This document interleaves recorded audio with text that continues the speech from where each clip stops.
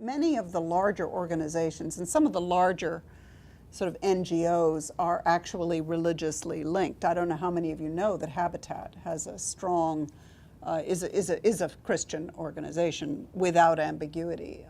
And obviously we have CRS and World Vision, ADRA, a number of others that are very large organizations. And in many ways, if you look at their materials, you can't tell that they're any different from CARE or Oxfam or Save the Children. They're very professionalized.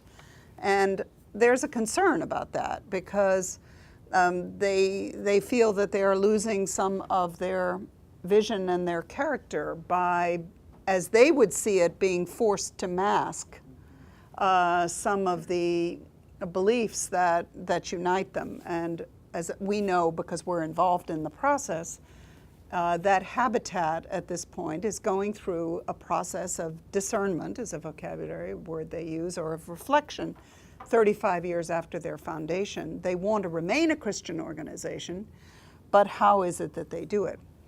I think another issue that is important and that relates to this, maybe two issues. One is the very heavy use of by some organizations of volunteers, which you had mentioned.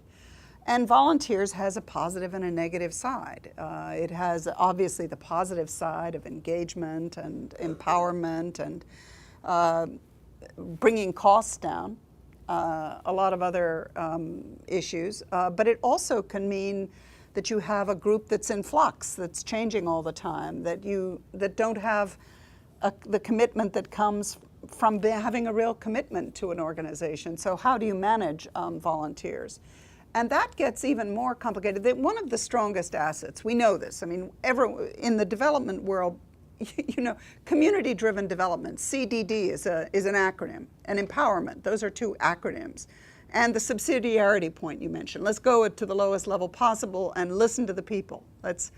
So you know that the community is important. And you also know that in communities, probably the largest infrastructure in most communities in the world, nobody's done a survey of this, but all you do is need to look with your eyes and you can see, has a religious link. But it's very complicated. And you know, the development world that I know loves order and likes you know, results focus and matrices and structure and organization.